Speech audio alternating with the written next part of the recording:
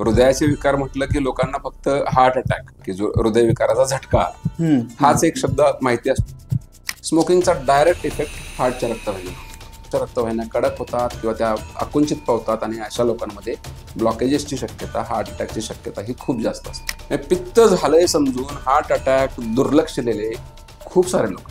मी खूप लोकांना सांगतो अँजिओप्लास्टी झाल्यावर की मटण खाऊ नका, चिकन खा. मग काय खायचं म्हणजे असलेले चिकन काय खायचं, तो इगोचा प्रश्न पण इगो आपल्या लोकांमध्ये सातारा कोल्हापूर भागात तो खूप आहे. मटणाचा इगो होतो की ज्यांच्यामध्ये मधुमेह आहे अशा लोकांमध्ये इतरांपेक्षा हार्टचा आजार होण्याची शक्यता ऑलमोस्ट डबल असते. अचानक मृत्यू आला म्हणजे सडन कार्डियाक डेथ की अचानक झोपेत गेला किंवा नाचता नाचता गेला किंवा पळताना गेला, अशा लोकांमध्ये जर बघितलं तर कधी कधी कार्डिओमायोपॅथी सापडतात आणि तो हार्ट अटॅक नसतो. पण प्रत्येक वेळी हार्ट अटॅक आला म्हणजे हृदय थांबलं आणि बंदच पडलं असं नाही.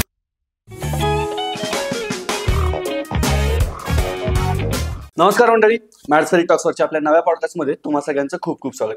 मंडळी, आजच्या पॉडकास्टमध्ये आपण अशा एका अवलियासोबत गप्पा मारणार आहे की ज्यांच्या हाती सातारा पश्चिम महाराष्ट्रातली लोक त्यांचं हृदय अगदी निश्चिंतपणे सोपवतात. आणि ती व्यक्ती अशी आहे की त्यांनी आतापर्यंत जवळपास 25,000पेक्षा जास्त अँजिओप्लास्टीच्या प्रोसिजर्स केलेल्या आहेत आणि सातारा जिल्ह्यामध्ये ते इंटरव्हेन्शनल कार्डिओलॉजिस्ट म्हणून पहिल्यांदा त्यांनी कामकाज सुरू केलेलं होतं. असे डॉक्टर सोमनाथ सावळे सर आपल्यासोबत या पॉडकास्टमध्ये गप्पा मारण्यासाठी आलेले आहेत.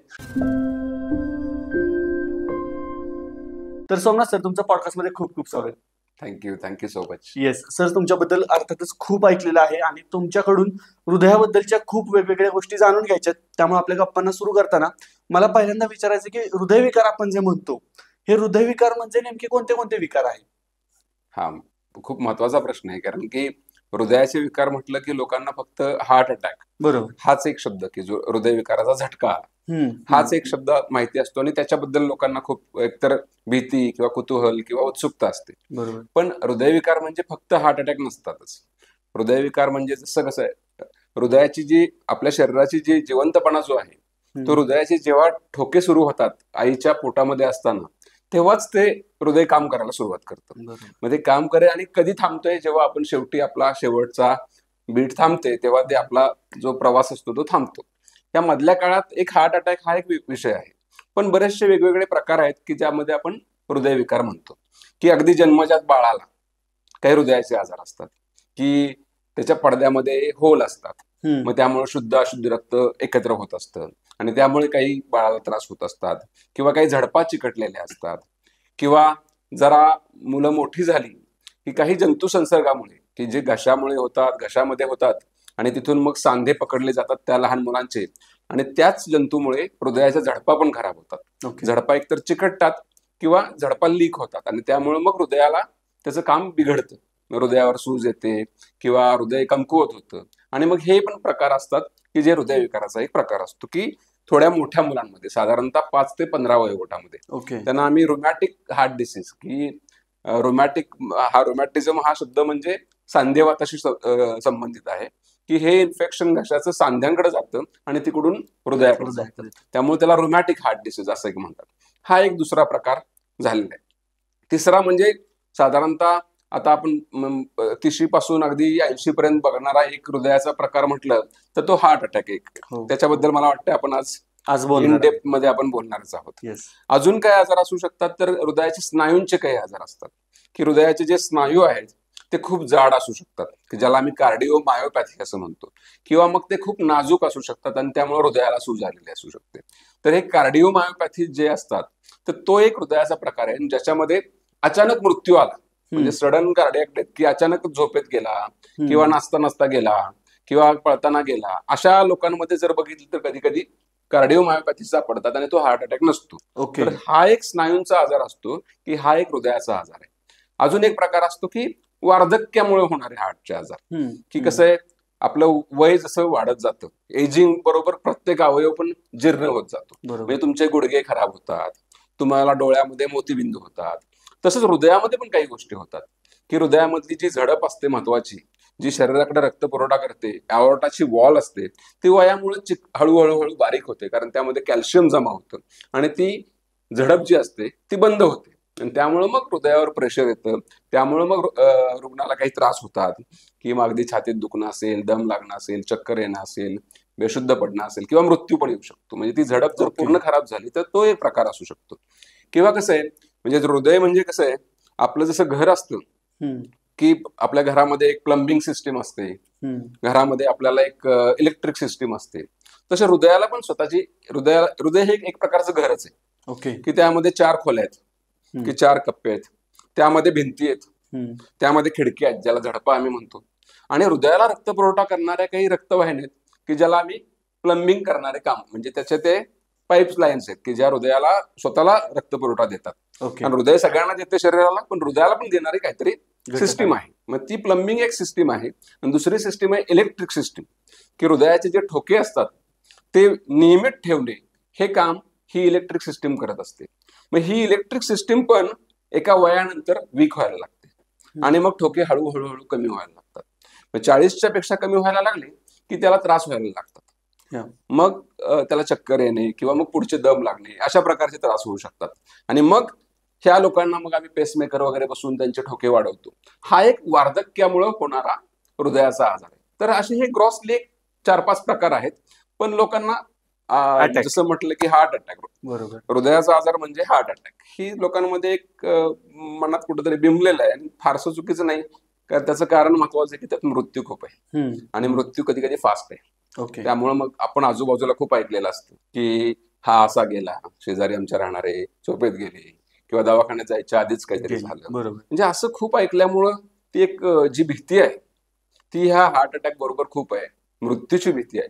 आणि त्यामुळे मग लोकांना हार्ट अटॅक बद्दल अवेअरनेस हवा असतो, माहिती हवी असते की काय असतं, कशामुळे झालेलं असेल. लोकांच्या मनात खूप सारे प्रश्न येत असतात. Yes, exactly. म्हणूनच आपल्याला खरं तर हा एपिसोड करायचा आहे की हार्ट अटॅक म्हणजे नेमकं काय. आणि हे बऱ्याचदा वाचतो किंवा बऱ्याचदा ऐकतो, पण त्यातून तेवढं क्लिअरली कळत नाही. आणि त्यामुळे म्हटलं की तुमच्याशिवाय आणखीन कोण बेटर असणार की जे आपल्याला सांगू शकेल. सो परत एकदा प्रश्न हाच आहे की हार्ट अटॅक येतो म्हणजे नेमकं काय होतं. हा, म्हणजे हृदयात काय होतं. बरोबर. आता जसं मी म्हटलं की हार्टला स्वतःला रक्तपुरवठा करणारी एक सिस्टीम आहे. म्हणजे जो हृदयातून मोठी रक्तवाहिनी निघते ती सगळ्या शरीराला रक्त पोहोचवते. म्हणजे मेंदूकडे देते, हातापायाला देते, छातीला देते, पोटाला देते, किडनीलाच देते, पायाला देते. तसेच त्या सिस्टीम मधूनच त्या अवॉर्टामधून 3 रक्तवाहिन्या हृदयाला सप्लाय करत असतात. 2 असतात डाव्या बाजूला आणि एक असते हृदयाच्या उजव्या बाजूला. जर या 3 रक्तवाहिन्यापैकी एखादी रक्तवाहिनी जर बंद पडली, पूर्ण बंद पडली, म्हणजे 100% जेव्हा बंद पडते, रक्त जात नाही, रक्त त्या रक्तवाहिनीतून जात नाही, त्यावेळी हृदयाच्या स्नायूला रक्तपुरवठा कमी होतो. आणि रक्तपुरवठा किंवा कमी होतो म्हणण्यापेक्षा बंदच होतो, त्या भागातला रक्तपुरवठा बंद होतो आणि त्यावेळी हार्ट अटॅक होतो. त्या करोनरी आर्टरीज म्हणतो आम्ही त्यांना, की ह्या करोनरी आर्टरीज मध्ये एखादी रक्तवाहिनी जरी बंद पडली तर त्या भागातला स्नायू हृदयात रक्तपुरवठ्यापासून खंडित होतो, तो तिथला स्नायू म्हणजे मरून जाऊ शकतो आणि मग त्याच वेळी पेशंटला हार्ट अटॅक बसतो. म्हणजे ज्यावेळी अटॅक येतो त्यावेळी हृदय काम करायचं थांबतं असं म्हणायचं का आपण. हृदय पूर्ण काम करायचं नाही थांबत. म्हणजे हृदयाला जसं मी म्हटलं की भिंती आहेत, तसे हृदयाचे आम्ही काही सरफेसेस म्हणतो की हृदयाचा पुढचा भाग, हृदयाचा खालचा भाग, हृदयाचा मागचा भाग. तर ह्यातला मग त्या 3 रक्तवाहिन्यापैकी कुठली रक्तवाहिनी बंद पडली त्यानुसार मग तो भाग निकामी होऊ शकतो, तो भाग काम करायचं कमी करतो. म्हणजे हृदयाची सिस्टीम जेव्हा म्हणतो आम्ही काही की 100 ml ब्लड जेव्हा हृदयाला जातं तेव्हा प्रत्येक ठोक्याला त्यातलं ते 60 ml बाहेर फेकतं. त्या 60 ml ला प्रत्येकाच्या हृदयाचा जो पार्ट आहे की पुढचा भाग, खालचा भाग, मागचा भाग, त्याचं काही कॉन्ट्रीब्युशन असतं. पण त्यातल्या कुठल्या भागाचा रक्तपुरवठा बंद पडतोय त्यानुसार तो मग अटॅक मोठा का मीडियम का छोटा असं आपण समजलं जातो. पण ती बंद पडल्याशिवाय तो हार्ट अटॅक येत नाही. पूर्ण हृदय निकामी लगेच होतोय. अटॅक आला म्हणजे हृदय निकामी पडलं आणि हृदय पूर्ण लगेच बंदच पडलं असं नसतंय प्रत्येक वेळी. काही वेळा असू शकतो जर तो खूप मोठा असेल, तो एरिया खूप मोठा असेल, रक्तवाहिनी अगदी तोंडाकडेच बंद पडली असेल की खाली कुठंच ब्लड जायला झालेलं आहे, त्यावेळी अशा वेळी तो बंद पडू शकतो नाही अचानक, मग त्यावेळी ते थांबू पण शकतं. पण प्रत्येक वेळी हार्ट अटॅक आला म्हणजे हृदय थांबलं आणि बंदच पडलं असं नाही. हृदयाचा एक काही भाग बंद पडला. या रक्तवाहिन्याच्या 3 आहेत त्यातली एखादी बंद पडली तर अटॅक येऊ शकतो. ही बंद कशामुळे पडू शकते. आता ही प्लंबिंग सिस्टीम, परत मी त्या उदाहरणाकडे जातो की पाईप मध्ये आतमध्ये काहीतरी गोंधळ झाला. काय गोंधळ होतोय की जसं म्हणतो की पाईप मध्ये आपण काय म्हणतो की घाण गेली, बरोबर, तसंच मग आपल्या जी चरबी असते रक्तामधली ही चरबीच्या गाठी व्हायला लागतात किंवा चरबीचे थर व्हायला लागतात. आणि थर ते मग हळूहळू ते थर वाढत गेले तर ती रक्तपुरवठा ज्यातनं जातो पाईप तो छोटा छोटा भाग होत जातो, म्हणजे जो पूर्ण व्यवस्थित जायला पाहिजे तिथं ते ब्लॉकेज व्हायला लागतं आणि रक्तपुरवठा हळूहळू हळू तो पुढच्या भागाला कमी व्हायला लागतो. जेव्हा तो ब्लॉक पूर्ण होतो म्हणजे सगळेच पुढे जायला काही स्कोपच नाही, तेव्हा आम्ही त्याला 100% तो बंद पडला असं म्हणतो आणि मग ती पुढची स्टेज आहे ती हार्ट अटॅक. ओके, म्हणजे नदीला जसा बांध घालतो आपण तसा तो चरबी किंवा चरबीचे जे थर असतात ते थर एकत्र येतात, हळूहळू हळूहळू वाढत जातात. कधी 10% सुरुवात होते, 20%, 40%, 50%, 70% आणि हळूहळू एका दिवशी 100% वर जातो. ओके, मग आता जसं आपण बोलत होतो की मोठा अटॅक आला किंवा छोटा अटॅक आला, हे वर्गीकरण कसं होतं? म्हणजे हे कसं ठरतं की बाबा हा खूपच मेजर अटॅक आला? जेव्हा हार्ट अटॅक येतोय की रक्तवाहिनी, डाव्या बाजूची रक्तवाहिनी एक मेन असते की त्यात हृदयाचं 50% काम बघते, डाव्या बाजूची दुसरी असते ती साधारणतः 20% काम बघते आणि तिसरी जी उजव्या बाजूची ती 30% काम बघते. ह्यातली जर मेन जी आहे जिला 50% सप्लाय करते तिच्यामध्ये जर तोंडाकडे ब्लॉकेज झालं तर ते मोठा इम्पॅक्ट होतोय त्याचा, की हृदयाला कदाचित ते सोसत नाही.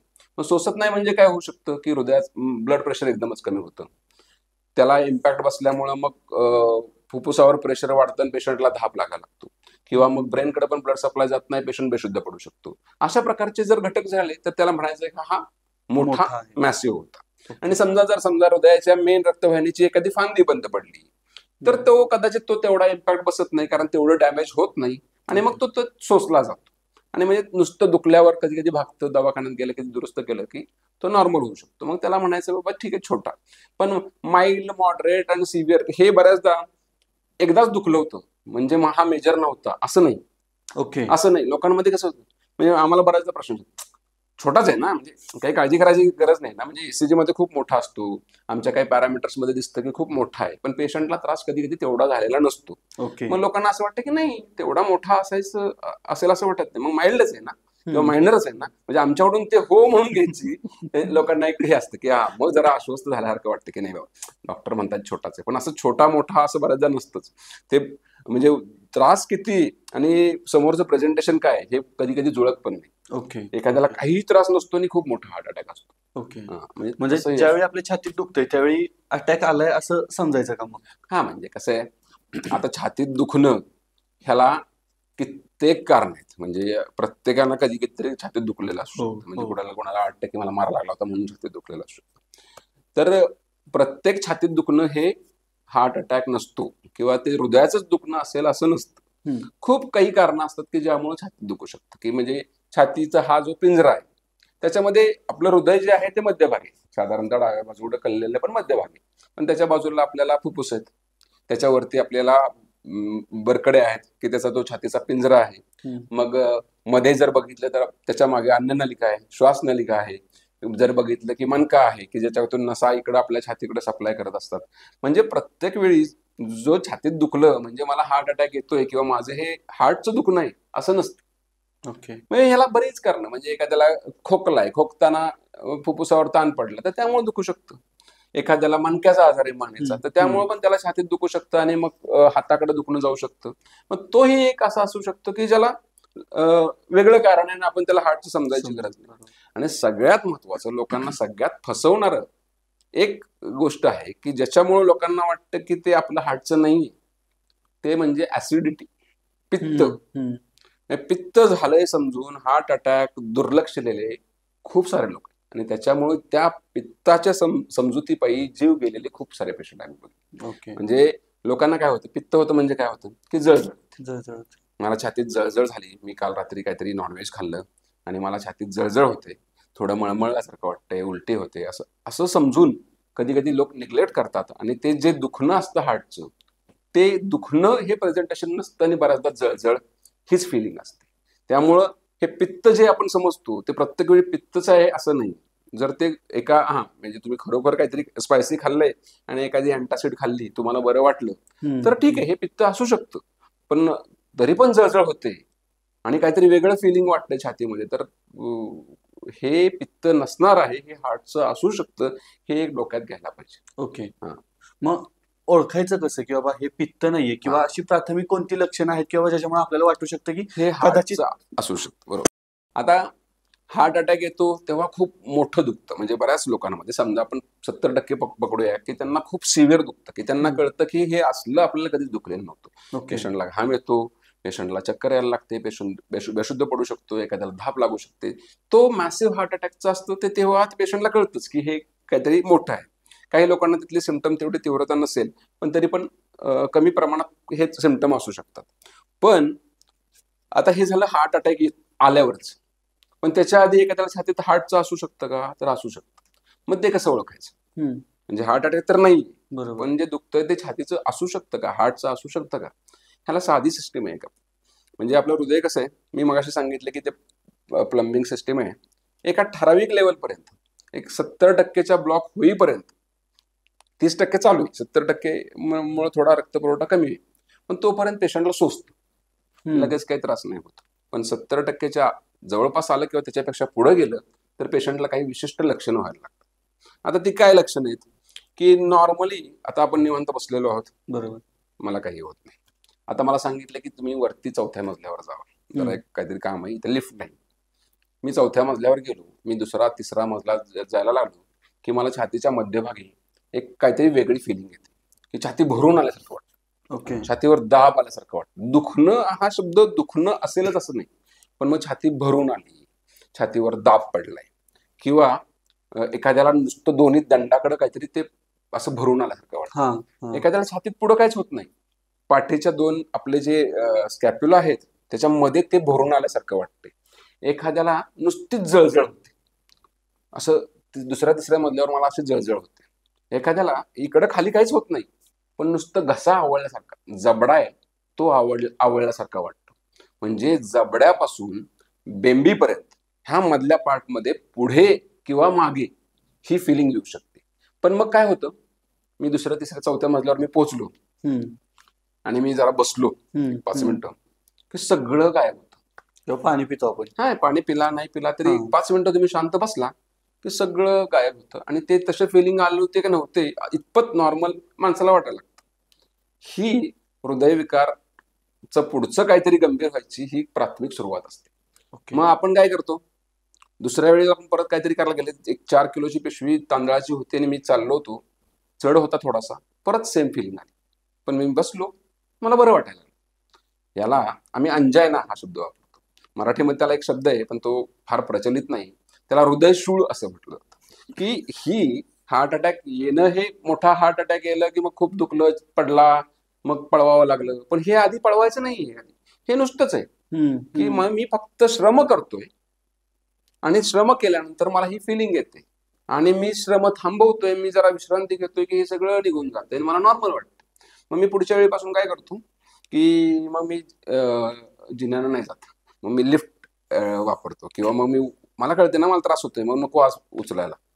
मग बरेच महिने मग असं आपण ढकलत राहतो की ते होतं हृदयाचंच, पण मग ते ढकलत राहतो. मग एकाच दिवशी परत कधीतरी मोठं करायला घेतो, मग कधी खूप मोठा त्रास होऊ शकतो आणि त्याच वेळी मग हार्ट अटॅक पण एखाद्याला येऊ शकतो. पण आधीचे जे प्राथमिक लक्षण आहेत ना, हे मी सांगतोय की श्रम केल्यानंतर होणारा त्रास, मग तुम्ही जर दवाखान्यात गेला आणि ईसीजी काढला त्यावेळी काही नाही येणार तुम्हाला, नॉर्मल, म्हणजे ईसीजी नॉर्मल. पण मग दुसरी काही अशी गोष्टी का ज्यात तुम्हाला सापडू शकतं, आहेत अशा गोष्टी. ईसीजी एक आपण म्हणतो की ईसीजी म्हणजे एक छातीची पट्टी असते, बरोबर, आलेख असतो, छातीचा एक ग्राफ असतो की त्यात आम्हाला कळतं की हृदयात कसं काम चाललंय. मग त्यात तर नॉर्मल आलं, मग तुम्ही सुटला नाही सुटला. मग की जसे आपण पोटाची सोनोग्राफी करतो तसे हृदयाची सोनोग्राफी असते. त्यात आम्ही ह्या हृदयाच्या भिंती, हृदयाचे कप्पे, हृदयाच्या ताकद, या सगळ्या गोष्टी बघतो आणि कुठं हृदयाला रक्तपुरवठा कमी झालाय का हे पण आम्ही बघतो. अटॅक आल्यानंतर तो कमी होतो, पण इथे तर अजून अटॅक आलेला नाही, तर मग तो तिथं कमी नाही दिसत. मग टोडी इको पण नॉर्मल येतो. तुम्ही खुश होता, संपलं का? नाही संपलं. मग तुम्हाला जे होतंय ते अजून आम्ही बघितलेलंच नाही. मग ते रेसिप्रोकेट करायला पाहिजे की तसं परत करून बघायचं. मग आम्ही काय करतो, तुम्हाला आम्ही पळायला होतो. एक साधी तपासणी असते, ट्रेडमिल टेस्ट. आपली ट्रेडमिल, जिम मध्ये आपण ट्रेडमिलवर पळतो, तसली जी ट्रेडमिल असते तशी आमच्या दवाखान्यात असते, हार्टच्या डॉक्टरकडे प्रत्येकाकडे असते. मग आम्ही तुम्हाला पळायला होतो. मग ते 9 मिनिटाचं असतं की 3-3 मिनिटाचे टप्पे असतात, 3-3 मिनिटात 3 टप्पे, साधारणतः 9 मिनिटं असतात. मग पहिला थोडा कमी स्पीडनं, दुसऱ्याला स्पीड वाढवलं जातं, इन्क्लिनेशन वाढवलं जातं, तिसऱ्याला थोडं अजून स्पीड वाढवलं जातं, इन्क्लिनेशन वाढवलं. मग तुमचं जे ते लक्षण आहे ते पकडलं जाणं शक्यता असते की तुम्हाला तसं परत जाणवायला लागतं की जे मला आधी झालं होतं. आणि मग त्याच वेळी आम्ही कंटिन्युअसली तुमचा ईसीजी पण काढत असतो, नुसतं पळून तुम्हाला होतंय का नाही एवढ्यावर आम्ही थांबत नाही. तुम्हाला तसं होतंय का तसं होतंय का नाही त्याच वेळी तुमचा ईसीजी पण काढत असतो आणि तो ईसीजी पण असे बदल दाखवतो की आम्हाला कळतं की हा प्रॉब्लेम हृदयाचा रक्तवाहिनीचा आहे. मग ती जर ट्रेडमिलमध्ये जर पळलो आणि आपल्याला तो त्रास झाला आणि ईसीजी मध्ये पण तो पकडला गेला तर आम्ही त्याला ट्रेडमिलला आम्ही पॉझिटिव्ह आहे म्हणतो. ओके. म्हणजे पॉझिटिव्ह म्हणजे दोष आहे. दोष आहे. म्हणजे हृदयाला रक्तपुरवठा कमी होतोय हे एक जुजबी आम्हाला कळतं. हे जुजबी कळणं झालं. समजा ज्याची पॉझिटिव्ह असेल तर मग पुढचं असतं की मग ब्लॉकेजची शक्यता झाली.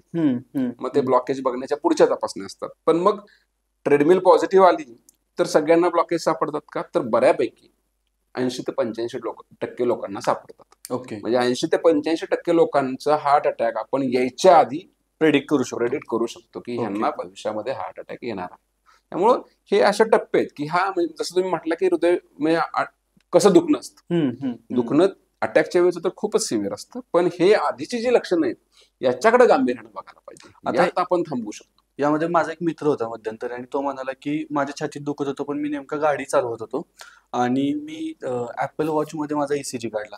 तर तो ईसीजी किंवा अशा डिव्हाइसेसवर काढलेला ईसीजी आणि आपण जो प्रॉपर ईसीजी काढतो ह्याच्यामध्ये तफावत असू शकते. तफावत असते म्हणजे अॅक्युरसी त्याच्यावर विसंबून नाही राहायचं पाहिजे. फार तर त्यातून आपण आपला हार्ट रेट आपल्याला बऱ्याचदा माहिती असतो. बरोबर. तर तो खूप वाढलाय का किंवा खूप कमी झालाय का किंवा काहीतरी वेगळं कमी जास्त ठोके होत आहेत का या गोष्टी समजू शकतात. प्रत्येक वेळी जो हार्ट अटॅक मध्ये ईसीजीला आम्हाला जे दिसेल ते तुमच्या आयफोन मध्ये किंवा तुमच्या ह्यात दिसेल असं नाही. त्यामुळे त्याच्यावर खूप मोठी गोष्ट आहे की जी लक्षात ठेवली पाहिजे खरं तर बघणाऱ्यांनी सुद्धा की त्याच्यावरती विसंबून नाही राहायचं. तुम्ही फार तर हार्ट रेट बघा. त्यात जर बीपी सारखा असेल तर तुम्ही ते बघा. आपण त्याच्यावर जाऊ नका. ओके. आता समजा एखाद्या व्यक्तीला अटॅक आलाय हे आपल्याला कळाले तर अटॅक आल्यानंतर डॉक्टरांपर्यंत पोहोचण्याआधी जो मधला वेळ आहे त्या वेळामध्ये म्हणजे आपल्याकडे सवय असते ना काहीतरी प्रथमोपचार करण्याची किंवा आपण आजीबाईचा बटवा वगैरे म्हणतो. तर अशा काही गोष्टी आहेत का की ज्या आपण करू शकतो? घरच्या घरी करण्याच्या गोष्टी असतील. बेसिकली समजा तो अटॅक ज्याला आलेला आहे तो खूप पॅनिक आपण समजूया की हा मोठा हार्ट अटॅक बरोबर की तो पॅनिक झालेला असतो. तो लोळत असतो अक्षरशः टॉसिंग इन द बेड आपण म्हणतो ना तशा पद्धतीने त्याला खूप तीव्र वेदना होत असतात. घाम सुटलेला असतो. असा तो त्याला अंधार येत असतात. तो असा वेगळ्या स्टेजमध्ये असतो. मग पहिल्यांदा त्याला तुम्ही कम्फर्ट करायला पाहिजे. खूप समजा तिथं तुम्ही फॅन लावा. पहिली गोष्ट त्याला थोडंसं व्हेंटिलेशन मिळेल असं बघा. तो त्याची शुद्ध बिद्ध जाते असं वाटलं तर त्याला तुम्ही सांगा की खोकला काढत राहा. अच्छा. खोकला काढत राहा. कारण शुद्ध जाते याचा अर्थ त्याचे ठोके कमी होत आहेत. तर खोकला काढत राहा. खोकला काढत राहायला कंटिन्युअस खोकल्यानंतर थोडंसं स्टिम्युलेशन पल्स रेट वाढू शकतो. हा एक दुसरा. त्याचे जर टाईट कपडे असतील तर तुम्ही ते शर्ट वगैरे बटन तुम्ही त्याचे लूज करून थोडं हे करा. म्हणजे तुम्ही आपण वारा घालतो म्हणतात त्या पद्धतीचं करू देतात.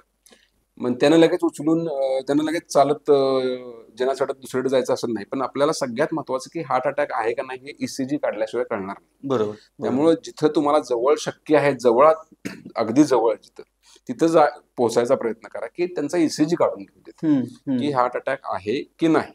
म्हणजे तिथं जाईपर्यंत तो एक गोष्ट करायची. आणि घरात काय औषध द्यायची का? आता समजा एखादा तरुण माणूस की ज्याला काहीच हिस्ट्री नाही की त्याला तुम्ही देणार का नाही देणार. मग तो कधी कधी असायचं ते ऍसिडिटी आणि तुम्ही ते अटॅकची औषधं खायला घालत बसाल. म्हणजे असं पण एखाद्याला होऊ शकतं. पण समजा एखाद्याला घरात पूर्वी ऑलरेडी हार्ट अटॅक आलेला होता. एखाद्याला हार्ट अटॅक होण्याचे सगळे रिस्क फॅक्टर आहेत आणि नेमकं तसलं पेन वाटते. ओके. की एखाद्याला डायबिटीस आहे घरात त्याला स्वतःला ब्लड प्रेशर आहे किंवा तो स्मोकर आहे तर अशा लोकांमध्ये हार्ट अटॅकची शक्यता जास्त असते. मग असा माणूस आहे त्याला नेमकं दुखते तर काही गोळ्या असतात की ज्यात आपण घरात ठेवू शकतो. आपण खूप पूर्वीपासून एका गोळीचं नाव ऐकले डिस्प्रिन. डिस्प्रिन म्हणजे आपण डोकं दुखले की डिस्प्रिन, हातपाय दुखले डिस्प्रिन, अगदी एखादा ताप आला तरी एखादा डिस्प्रिन असं. ही डिस्प्रिनची जी गोळी आहे ही डिस्प्रिनची गोळी त्यामध्ये जे ॲस्प्रिनचं जे कंटेंट आहे ते हार्टसाठी खूप इफेक्टिव्ह आहे. तिथं जी गुठळी झालेली ती गुठळी थोडीशी सैल करायला ती डिस्प्रिनची गोळी मदत करू शकते. त्यामुळे डिस्प्रिनची साधारणतः 325 mg ची गोळी असते. एक गोळी द्यायला हरकत नाही. त्याच्या जोडीला मग अजून दुसऱ्या रक्तपातळ व्हायच्या काही गोळ्या असतात. जर तो जुना हार्टचा पेशंट असेल तर त्याला त्या पण द्यायला पाहिजे. घरात जर कोलेस्ट्रॉलची गोळी त्याला ऑलरेडी चालू असेल तर ती पण द्यायला पाहिजे. पण सगळ्यात महत्वाचं डिस्प्रिनची गोळी तुम्ही द्या. काही लोकांना सॉर्बिट्रेट ती जिभेखाली ठेवायला गोळी सांगितली जाते की अटॅकच्या पेशंटना. तर तसली घरात असेल तर ती पण देऊन बघा तुम्ही. पण महत्वाचं म्हणजे मी सांगेन की डिस्प्रिन आणि सगळ्यात महत्वाचं की लवकरात लवकर त्यांना ईसीजी काढण्यासाठी जवळच्या जिथं घेऊन शक्य गेलं आहे पाहिजे. तिथं घेऊन जा, आणि त्यानं तो दगदग करणार नाही हे पण बघा, हम्म, की तो लगेच स्वतः की त्याला मदत करा, धरून न्या, जिथे जिथे शक्य असेल तर समजा व्हीलचेअरनं न्या किंवा गाडीतून बसवून सावकाश त्याला आरामात, म्हणजे शारीरिक कष्ट नाहीत त्याला द्यायचे. ताण पडणार नाही, तो ओके. पटकन उठेल आणि तो पडेल असलं काही होणार नाही याची काळजी घ्या. म्हणजे हे घरच्या घरी करण्याची गोष्ट. आणि बऱ्याचदा मदत करण्याच्या बाबतीत आपण एवढी मदत करतो की ती अति होऊन जाते. तर म्हणजे अशा गोष्टी कोणत्या आहेत की ज्या झाल्याच नाहीत पाहिजे. आणि आता लोकांना थोडं सीपीआर हा शब्द ऐकलेला असतो, हो. कार्डिओ पल्मोनरी रिससिटेशन, की हृदय जर बंद पडलं तर ते मसाज दिला जातो हो. छातीवर. हे म्हणजे बऱ्याचदा युजफुल असतं, पण समजा एखाद्याला खरंच तेवढं तीव्र नसेल आणि तुम्ही उगाच मसाज देत बसला, कुठल्या किरकोळ कारणाने चक्कर आलेली असायची आणि तुम्ही त्याला मसाज दिला, तर तुम्ही त्याची हाडं मोडण्याची शक्यता नाकारता येत नाही. पण ठीक आहे, हा सीपीआर हा खूप इफेक्टिव्ह प्रकार आहे, की तो तुम्ही घरच्या घरी ऍटलिस्ट त्याला तुम्ही छातीला कंप्रेशन दिले तर तो जर हृदय बंद पडलेला असेल तर ते हृदय सुरू होऊ शकतं. म्हणजे ओके. बऱ्याचदा आपण बघतो की एअरपोर्टवर असेल, फ्लाईटमध्ये असेल, कुठल्या वेगळ्या ठिकाणी असेल, की जिथं ते बंद पडलेलं असताना मग कोणी ना कोणीतरी ते करतं आणि मग हम्म. दवाखान्यापर्यंत पोहोचवला जातो आणि मग पेशंट तो वाचू शकतो. तर ते एक सीपीआर म्हणून एक जी गोष्ट आहे की त्याच्याबद्दल खूप बोलता येईल, पण ती एक प्राथमिक गोष्ट आहे की जर तो बेशुद्ध पडतोय असं वाटलं तुम्हाला, त्या छातीची हालचालच होत नाही असं वाटलं तुम्हाला, की श्वास पण नाही आणि काहीच नाही, तो पूर्ण बेशुद्ध पडला असं वाटलं, आत्ता चांगला होता ना, तर याचा अर्थ हृदय बंद पडलंय बहुतेक. अशा स्टेजला तुम्ही नक्की सीपीआर तो देऊ शकता, की तुम्ही ते ओके. कॉम्प्रेशन देऊन, छातीवर कॉम्प्रेशन देऊन त्याचं ते हार्ट रिवाईव्ह करण्याचा प्रयत्न करू शकता. ओके. आणि अटॅक आल्याच्या केसेसमध्ये आपल्याकडे गोल्डन टाइम किती असतो, म्हणजे की बाबा हा टाइम महत्वाचा आहे? म्हणजे आम्ही असं म्हणतो की हृदय विकाराच्या किंवा हार्ट अटॅकच्या ट्रीटमेंटमध्ये तुम्ही जेवढं फास्ट ऍक्ट व्हाल तेवढं तुम्ही हृदयाचा एक एक मसल वाचवा. Time is muscle, okay. Minute is muscle असं आम्ही ओके. त्याला म्हणतो. म्हणजे तो एक एक मिनिट जो तुम्ही वाचवणार आहे तो एक एक मसल हृदयाचा वाचवणार आहे, हृदयाचं जे स्नायू त्यामुळे तुम्ही जेवढ्या फास्ट ऍक्ट करू शकता तेवढ्या फास्ट तुम्ही ती ट्रीटमेंट करणं गरजेचं आहे. पण त्यातली तर साधारणतः पहिला तास आहे की त्रास सुरू झाल्यापासून जो पहिला तास आहे त्याला आम्ही गोल्डन आवर म्हणतो, की त्या पिरियडमध्ये तुम्ही पोहोचला आणि तुम्हाला जर ती बेस्ट ट्रीटमेंट ज्या अवेलेबल आहेत त्यातली जर तुम्हाला बेस्ट ट्रीटमेंट मिळाली, की लगेच तुम्हाला दुखायला लागलं, तुम्ही कुठेतरी ईसीजी काढला, पटकन तुम्ही अशा ठिकाणी गेला की जिथं पुढची हार्टची ऍडव्हान्स ट्रीटमेंट आहे, की बाबा अँजिओप्लास्टी होते, कॅथलॅब आहे, की ज्या गोष्टी आम्ही रुटीनली करतो, आणि तिथं गेला की डायरेक्टली बाकीचे इंजेक्शन वगैरे आम्ही काही देत बसत नाही, डायरेक्टली त्याला अँजिओग्राफीला घेतो, जिथं बंद पडलेली ती रक्तवाहिनी बघतो आणि ती ओपन करतो, त्याला आम्ही अँजिओप्लास्टी म्हणतो. आणि ती जर हे सगळं जर तासाभरात जर झालेलं असेल तर तुमचं काही डॅमेज होतच नाही, तुम्हाला संध्याकाळी पण कळणार नाही की ह्याला हार्ट अटॅक मोठा आलेला होता, इतकं त्या ट्रीटमेंटचं महत्व आहे. आणि हेच तुम्ही 2 दिवस अंगावर काढलेत, की तुम्ही छातीत दुखत होतं पण तुम्ही अंगावर काढलंय, ऍसिडिटी समजून तुम्ही दुर्लक्ष केलं, की किंवा आता घरात कोण नाही न्यायला मला दवाखान्यात. बऱ्याचदा बायका अशा असतात की घरातली सगळी माणसं गेलेली आहेत, दुर्लक्ष केलं जातं, वयस्कर माणसं असतात, झोपून राहतो बाबा, म्हातार बाबा झोपून राहिलेले असतात, कोण दवाखान्यात, आणि तुम्ही पोहोचता 2 दिवसानंतर, आणि आम्ही विचारतो की कधी दुखलं होतं, ते सांगतात 2 दिवसापूर्वी, आणि तेव्हा आम्ही जेव्हा हार्ट चेक करतो डॅमेज होऊन बराच नुकसान झालेलं असतं, आणि मग त्या स्टेजला आम्ही बऱ्याचदा अँजिओप्लास्टी जरी केली तर त्याचा फायदा तेवढा होत नाही. आता बोलता बोलता आपण म्हणालो की ऍसिडिटी सारखं आपल्याला वाटतं आणि आपण दुर्लक्ष करतो त्याकडे. अशा काही केसेस आहेत का की बाबा ऍसिडिटी नव्हती, ऍक्च्युली तो अटॅक होता पण कळलंच नाही? अशा खूप केसेस आहेत की म्हणजे अगदी तरुण माणसं गेलेली बघितलीत आम्ही, वयस्कर तर गेलेली बघितली, पण तरुण माणसांबद्दल तर खूप हे कॉमन होतं. म्हणजे एक खूप एक विदारक गोष्ट आहे ऍक्च्युली. म्हणजे इकडचाच एक जवळचा पेशंट होता सातारा रोडच्या तिथला, आणि तरुण होता, 30शीतला 35शीतला होता. रात्री कुठेतरी पार्टी झाली, नॉनव्हेज खाण्यात आलं आणि मध्यरात्रीच त्याला सुरू झालं जळजळ जळजळ जळजळ. मग घरात जी काय ऍसिडिटीची गोळी होती ती आणली गेली, खाल्ली गेली, सकाळपर्यंत काहीच कमी नाही, खूप वाढत गेलं. मग सकाळी जाऊन एका ठिकाणी ईसीजी काढला, तिकडून आमच्यापर्यंत येईपर्यंत, आमच्या कॅज्युअल्टीमध्ये येईपर्यंत ही वॉज डेड. 35शीतला माणूस. आणि आता काय म्हणजे जे काही त्यावेळी करणं गरजेचं असतं ते केलं, पण तर ही वॉज बियॉन्ड काही सॅल्वेज करण्याचं.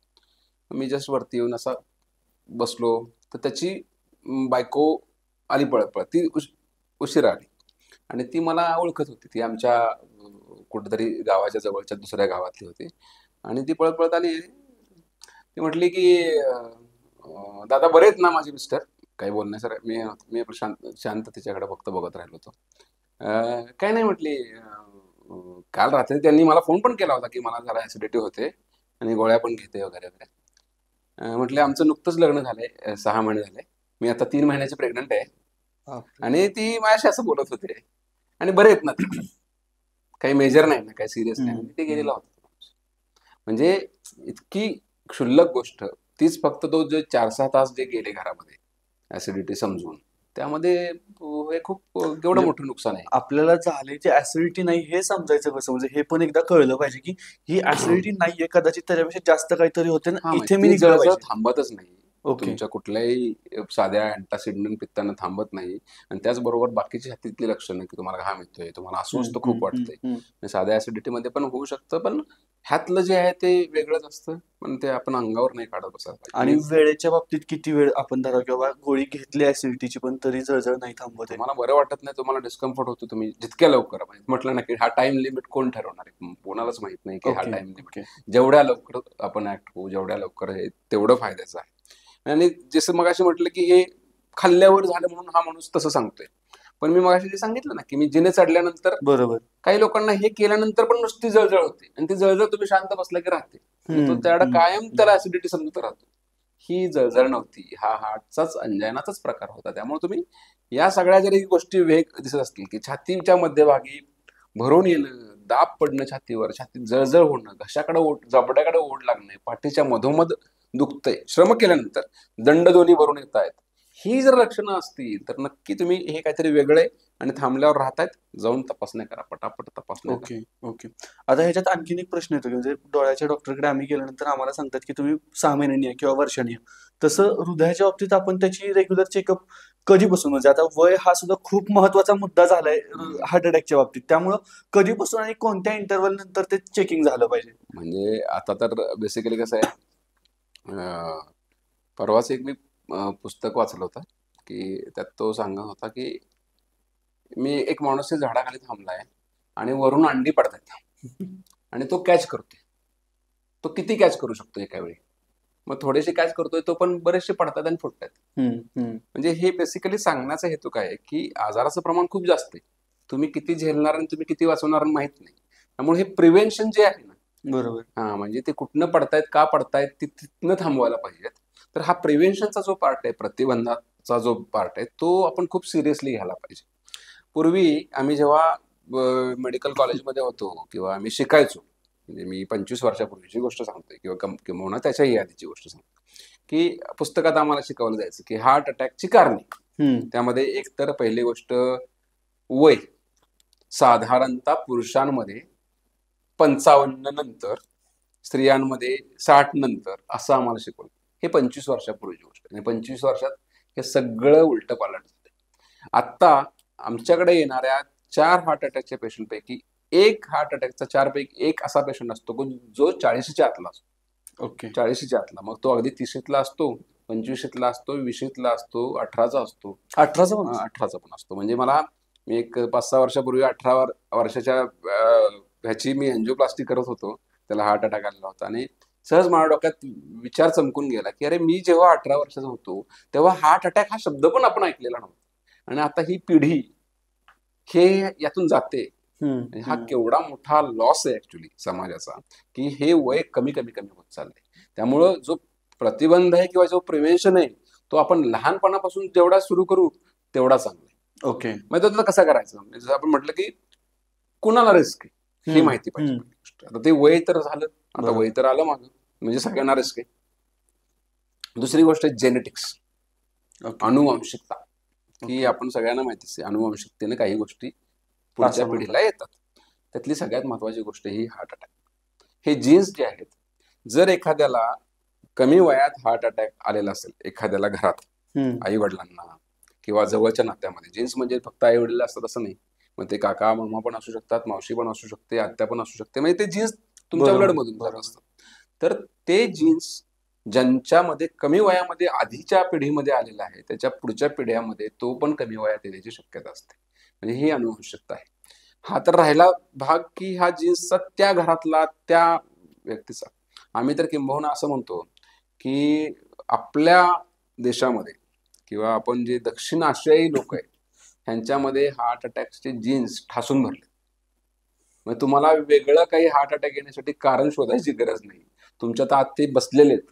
म्हणजे बंदुकीमध्ये ते जीन्स ठासून भरलेले आहेत, फक्त तो ट्रिगर तुम्ही ओढायचा आहे का नाही हा तुमच्या हातातला. म्हणजे कशामुळे असं म्हणतात? हा म्हणजे जेनेटिकली आपण त्याला खूप आहेत तसे जीन्स खराब आहेत, ओके. प्रोन आहोत आपण आपण म्हणजे इंडियन्स आहोत. आणि त्यातली त्यात मग ज्यांच्यामध्ये खरोखरच घरामध्ये हिस्ट्री आहे त्यांनी मग काळजी घ्यायलाच पाहिजे ऑब्व्हियसली. म्हणजे लगेच काही घाबरून जायचं म्हणजे आता मी म्हणून कधी कधी काही गोष्टी अशा असतात की लोकांमध्ये त्याचा निगेटिव्ह होतं की खरोखर एखाद्याच्या घरात आलेला असू शकतो, मग त्या पुढच्या पिढ्यांनी काही घाबरूनच राहायचं का किंवा वाट बघत बसायचं का? नाही, नॉट नेसेसरी. सगळ्यांनाच होईल असला भाग नाही, पण तुम्ही काळजी मात्र नक्की घेऊ शकता. त्यामुळं वय आपल्या हातातली नाही गोष्ट की ते कुठल्याही वयात आणू शकतं. जेनेटिकली जर तुम्हाला माहिती असेल की आपल्याला थोडासा धोका आहे तर आपण काळजी घेऊ शकतो. बरोबर. काळजीचे खूप प्रकार आहेत. आणि एकच गोष्ट, बऱ्याचदा असं नसतं की एकाच गोष्टीमुळे हार्ट अटॅक आला, फक्त जीन्स होते म्हणूनच हार्ट अटॅक आला असं नाही, किंवा नुसती शुगर होती म्हणून हार्ट अटॅक आला असं नाही. बऱ्याच गोष्टी ह्या एकत्रितरित्या येत असतात की बऱ्याच गोष्टींचं मिलन होतं, हा, 5-6 आणि कारणं मग येतात आणि त्यांचा कुठेतरी एक तो फटका बसतो आणि मग तो हार्ट अटॅक येतो. आता प्रिव्हेन्शन मध्ये काय केलं पाहिजे मग? बेसिक काही हा. गोष्टी आपण सांगू शकतो का? आता बेसिकली परत अजून जे घटक आहेत की कुणामध्ये हार्ट अटॅक हा. येतो तिथंच परत येऊया आपण की जर वयाचं तर आता आपण बाजूला काढला, बरोबर. जेनेटिकली जर तुमची शक्यता असेल घरात तर तुम्हाला येण्याची शक्यता आहे. हा झाला दुसरा. पुरुषांमध्ये शक्यता जास्त आहे. आता हा बऱ्याच लोकांना प्रश्न असतो असं का बाबा पुरुषांमध्ये? तर स्त्रियांमध्ये जे एक हॉर्मोन असतं एस्ट्रोजन नावाचं, ते साधारणतः त्यांना जोपर्यंत मेनोपॉज येत नाही तोपर्यंत ते हॉर्मोन शरीरात बरेच असे काही बदल घडवतं की ज्याच्यामुळं त्यांना ते प्रोटेक्शन मिळतं. त्यामुळे स्त्रियांमध्ये एवढं प्रमाण तुम्ही हार्ट अटॅकचं बघत नाही, म्हणजे 45 पर्यंत. 50-60 नंतर मग दोन्ही इक्वल होऊन जातात की मग पुरुषांमध्ये स्त्रियांमध्ये फारसा भेद नाही राहत. पण 45 पर्यंत स्त्रियांना हार्ट अटॅकचा धोका हा कमी राहतो. हा झाला मेल फिमेल मधला प्रकार. आता असे काही घटक आहेत, असे काही रिस्क फॅक्टर आहेत की ज्यांच्यामध्ये हार्ट अटॅकचा धोका जास्त असतो. त्यातला सगळ्यात महत्वाचा आहे की अजून महत्वाचा आहे की डायबिटीस. मधुमेह, जो आपण साखरेचा आजार म्हणतो, की ज्यांच्यामध्ये मधुमेह आहे अशा लोकांमध्ये इतरांपेक्षा हार्टचा आजार होण्याची शक्यता ऑलमोस्ट डबल असते. त्यामुळे मधुमेही माणसानं काही काळजी घ्यायच्या की आपला मधुमेह कंट्रोल ठेवायचा आहे, मग तुमची शक्यता कमी होऊन जाते. तुम्ही जर तो नॉर्मल ठेवला तर तुम्ही नॉर्मल माणसा एवढीच तुम्ही त्या रिस्कला येता, पण तुम्ही जर तो नॉर्मल नाही ठेवला तर ती डबल नाही होत, ती मल्टिप्लाय होते. त्यामुळे डायबिटीज हा एक महत्वाचा घटक आहे. दुसरा घटक आहे हाय बीपी, उच्च रक्तदाब, किंवा ज्याला हायपरटेन्शन म्हणतो. लोकांमध्ये हायपरटेन्शन ह्या शब्दाबद्दल खूप गोंधळ आहे. लोकांना आम्ही जेव्हा सांगतो ना तुमचं बीपी वाढलंय, त्याला सायंटिफिक शब्द आहे हायपरटेन्शन. लोकांना वाटतं म्हणजे मला टेन्शन आलं होतं आणि ते वाढलं होतं, मग हे असलं काहीतरी डॉक्टर सांगतात. तो सायकोलॉजिकल टेन्शन, मानसिक टेन्शन आणि हायपरटेन्शन हे दोन्ही वेगळे विषय. रक्तवाहिन्यांचा जो फ्लो आहे त्याला एक नॉर्मल दाब आहे, एक फिक्स त्याचं एक प्रेशर आहे. ते जर वर खाली होत असेल, खूप वर जात असेल तर ते काहीतरी बिघाड करतं शरीरामध्ये. ते हाय प्रेशरनं जर ती रक्तवाहिनीतनं ब्लड जात असेल तर ते मग मेंदूला डॅमेज करेल, किडनीला डॅमेज करेल किंवा हार्टला पण डॅमेज करेल. तसं बीपी बरोबर हाय बीपी हा एक महत्वाचा घटक आहे ज्याच्यामुळे हार्ट अटॅक येऊ शकतो. पुढचा घटक आहे की मग असं म्हटलं की ब्लॉक कशाचे बनतायत? चरबीचे. मग हे चरबी काय, रक्तातली जी चरबी ती जर तुमची प्रमाणाबाहेर आधीच वाढलेली असेल तर तुम्हाला तो धोका आहे, मग ती तुम्हाला कमी करायची. तर तो एक तिसरा रिस्क फॅक्टर. कसे करायचे मी सांगतो, पण त्याच्या आधी सगळे रिस्क फॅक्टर सांगतो. म्हणजे तुमचं शुगर झाले, तुमचं ब्लड प्रेशर झालं, चरबीचं प्रमाण झालं. आता पुढचे आले, आता हे आपण ओढवलेल्या गोष्टी की व्यसनाधीनता, की आपण म्हणतो की तंबाखूजन्य पदार्थ किंवा स्मोकिंगचा डायरेक्ट इफेक्ट हार्टच्या रक्तवाहिन्यांवर होतो. रक्तवाहिन्यांमध्ये म्हणजे ब्लॉकेज म्हणण्यापेक्षा रक्तवाहिन्या कडक होतात किंवा त्या आकुंचित पावतात, आणि अशा लोकांमध्ये ब्लॉकेजेसची शक्यता, हार्ट अटॅकची शक्यता ही खूप जास्त असते. कडक झाल्यामुळे रक्तवाहिन्या कडक होतात आणि आकुंचित पावतात, त्यामुळे फ्लो तेवढा राहत नाही, रक्तवाहिन्या बारीक व्हायला लागतात आणि हार्ट अटॅकची शक्यता वाढते स्मोकर्समध्ये. तो एक घटक झाला. अजून पुढचा घटक आहे की ओबेसिटी, की जो एक आता एक एपिडेमिक म्हणू शकतो तसा प्रकार आहे की स्थूलता. म्हणजे अगदी लहान मुलांपासून आपण बघतोय की आपण ऐकायचो की अमेरिकेत आणि तिकडे युरोपात खूप जाडी मुलं असतात आणि खूप हे असतात, एक्सेल साईज किंवा ट्रिपल एक्सेल साईज, किती काय काय काय काय ते साईजचे कपडे तिकडे. पण हे आपल्याकडे पण आता दुर्दैवाने येताना दिसते की म्हणजे जे काही खाण्यापिण्यातल्या गोष्टी आहेत, आहारातल्या चुकीच्या गोष्टी आहेत, किंवा काही व्यायामाचे अभाव असतील, सिडेंटरी लाईफस्टाईल आहेत. इव्हन आता आपण आयटीचे लोक बघा, बसूनच काम करावं लागतं त्यांना. 12-12 तास बसून त्यांना काम करायचं, त्यांना उठायला आणि त्यांना शरीराला हालचाल करायला त्यांना स्कोपच नाही. मग ही सिडेंटरी लाईफस्टाईलमुळे येणारी ओबेसिटी हे एक कारण आहे की ज्याच्यामुळे मग पुढचं लगेच कोलेस्ट्रॉल पण येते, बीपी पण येतो, आणि कधी कधी शुगर पण येते. मग परत ते सगळं हार्टकडे जाते. ओके. हा एक घटक आहे. आणि आता एक घटक मी असं सांगणार आहे की कुणाला हार्ट, हे सगळे मोजण्यासारखे घटक होते. बीपी मोजता येतो, शुगर मोजता येते, कोलेस्ट्रॉल मोजता येतं, वजन मोजून तुमची ओबेसिटी. पण एक घटक असा आहे की जो तुम्हाला मोजता नाही येत पण तो हार्ट अटॅक आणू शकतो, आणि तो आहे मानसिक ताणतणाव. ओके. स्ट्रेस, की जो आपण खूप कॉमनली आणि म्हणजे कॅज्युअली बोलतो. ऑलमोस्ट प्रत्येकाला स्ट्रेस आहे जगात. मला वाटतं आता जगात जेवढी माणसं जिवंत असतील त्या प्रत्येकाला कुठला ना कुठला तरी स्ट्रेस आहे. खरं. आणि मग त्या स्ट्रेसला तुम्ही कसं रिॲक्ट करता, आणि त्याप्रमाणे तुमचं शरीर बनत जातं, आणि त्याप्रमाणे तुमचं हार्ट पण काही विचित्र पद्धतीने रिॲक्ट करू शकतं. म्हणजे एक प्रकार आहे मानसशास्त्रामधला की टाईप ए पर्सनॅलिटी पण माणसांच्या असतात, की type A, type B, type C. Type A नावाचा माणूस असा असतो की तो शांतच नाही बसत. त्याला खूप असं चंचल असतं, त्याला पटपट पाहिजे, मला हे करायचंय, हे लगेच करायचं मला.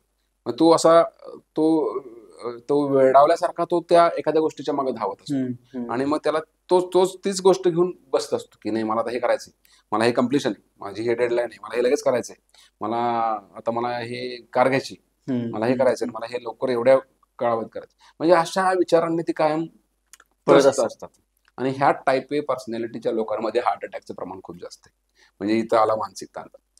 काही लोकांना अचानक सडन सिव्हिअर स्ट्रेस काही गोष्टींनी घडतो, आणि त्यामुळे पण कधी कधी हार्टवर इम्पॅक्ट होऊन रक्तवाहिनीतला एखादा छोटासा चरबीचा थर फाटतो, आणि तिथे गुठळी अडकून अटॅक पण येऊ शकतो. म्हणजे स्ट्रेस हा पण कारणीभूत आहे. म्हणजे हे सगळे 5-6 घटक आहेत हे हार्ट अटॅक आणू शकतात. मग ह्यांचं प्रिव्हेन्शन केलं एकेका घटकाचं की शेवटी तुम्ही हार्ट अटॅकचं प्रिव्हेन्शन करता. कुठेतरी अपुरी झोप, म्हणजे आता झोपेचं कमी प्रमाण आहे ते सुद्धा ह्याकडे जाते. तोही ऑब्व्हियसली स्ट्रेसचाच पार्ट आहे. तुम्ही झोपलेले नसताय, की सायन्स म्हणते की तुम्हाला रेस्ट प्रत्येक गोष्टीसाठी गरजेची, की तुमची अगदी मसलची रिकव्हरी असेल, तुमच्या मेंदूची रिकव्हरी असेल, हृदयाची रिकव्हरी असेल, तुम्हाला एक पिरियड तो शांत पाहिजे. तो 6 ते 8 तासाची झोप गरजेची. झोप नाही झाली तर काय होणार, माणूस चिडचिड करतो. बरोबर. मग तो चिडचिड केल्यानंतर त्याचा बेसिकली ब्लड प्रेशर वाढण्याची शक्यता राहते, तो अस्वस्थ राहतो. म्हणजे बऱ्याच गोष्टी की ज्या झोपेशी संबंधित, आणि त्यामुळं ही शांत चांगली झोप ही माणसाच्या म्हणजे हार्टसाठी सुद्धा खूप गरजेची आहे. ओके. म्हणजे जसं आपण सांगतो की व्यायाम गरजेचा आहे, तेवढाच गरजेचं आहे की ही झोप पण गरजेची. आता स्ट्रेस रिलेटेड फॅक्टरकडे परत एकदा यायचं मला. ते म्हणजे मला सांगितलं किंवा काही जणांनी विचारलं की ब्रेकअप होतो हे हार्ट अटॅकचं रिझन असतं का, किंवा डॉक्टरांना विचारा की काय होतं त्या ह्याच्यामध्ये. दिल के तुकडे तुकडे करके बेसिकली काय आहे की म्हणजे ब्रेकअप हा म्हणजे हा तो इमोशनल ट्रॉमा जो आहे तो तुम्हाला तो त्याचा इम्पॅक्ट किती आहे यानुसार असतं. नाही लगेच ब्रेकअप झाला की लगेच हार्टमध्ये अटॅक आला असलं काही म्हणजे असलं उदाहरणं आम्ही बघितलेली नाहीत. पिक्चर मध्ये वगैरे होत असतील पण आम्ही तरी उदाहरणं बघितलेली नाहीत की फक्त ब्रेकअप आलाय आणि म्हणूनच लगेच हार्ट अटॅक आला. म्हणजे असं इमोशनल सिव्हिअर स्ट्रेसनं काही लोकांमध्ये हार्ट सडनली म्हणजे काही अशी उदाहरणं आम्ही बघितली, कोणतरी एकदम जवळचं गेले अचानक अनएक्सपेक्टेडली, आणि मग त्याला हार्टला तो स्ट्रेस कोपअप नाही होत आणि हार्ट वेगळ्या पद्धतीने त्याला रिॲक्ट करतं. त्याला आम्ही स्ट्रेस कार्डिओमायोपॅथी म्हणतो, की त्यात हार्ट एकदम डायलेट होतं, हार्ट फंक्शनिंग कमी व्हायला लागतं आणि हार्टचा मेजर प्रॉब्लेम येऊ शकतात. पण तो हार्ट अटॅकच येईल असं नाही. स्ट्रेस कार्डिओमायोपॅथी हे वेगळं प्रकार आहे की ज्यात हार्ट फेल्युअरची शक्यता आहे, हार्ट अटॅकची शक्यता नाही. पण स्ट्रेस कार्डिओमायोपॅथी की सडन सिव्हिअर खूप मोठा इमोशनल स्ट्रेस यात एखाद्याला तो हार्ट फेल्युअरकडे जायचा एक प्रॉब्लेम येऊ शकतो. ओके.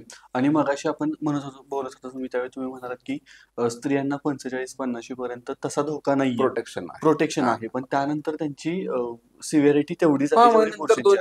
बरोबर. त्यांची लक्षणं सेम राहतात की लक्षणं सुद्धा वेगळी आहेत? लक्षणं बऱ्याचदा सेमच असतात. ओके. पण कधी कधी मग स्त्रियांमध्ये ती अंगावर काढण्याची शक्यता खूप जास्त असते. म्हणजे जसं म्हटलं की सगळ्यांना दुखतं आणि मग हार्ट अटॅक, आपल्याला वाटतं की दुखलं नाही.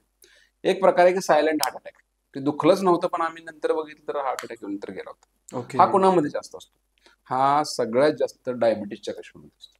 म्हणजे डायबिटीसच्या पेशंटला छातीत दुखलेलं इतरांनी एवढं, दुसऱ्या पेशंट दोघे जण आहेत, एक डायबिटीसवाला एक बिना डायबिटीसवाला खूप दुखलं, तो लगेच गेला. डायबिटीसवाला दुखलंच नव्हतं आणि तरी पण सायलेंट अटॅक. असं का होतं? बेसिकली डायबिटीसमुळं आपल्या ज्या नसा आहेत त्यांची कार्यक्षमता कमी होते, त्या कमकुवत होतात. ज्या पेन नेणाऱ्या नसा आहेत, हृदयाचं जे दुखणं मेंदूला सांगणाऱ्या ज्या नसा आहेत, त्या पण काम करत नाहीत तेवढ्या चांगल्या. ओके. आणि त्यामुळे मग तो अटॅक आलेला कळतच नाही. त्यामुळे डायबिटीजमध्ये सायलेंट हार्ट अटॅक खूप कॉमन आहे.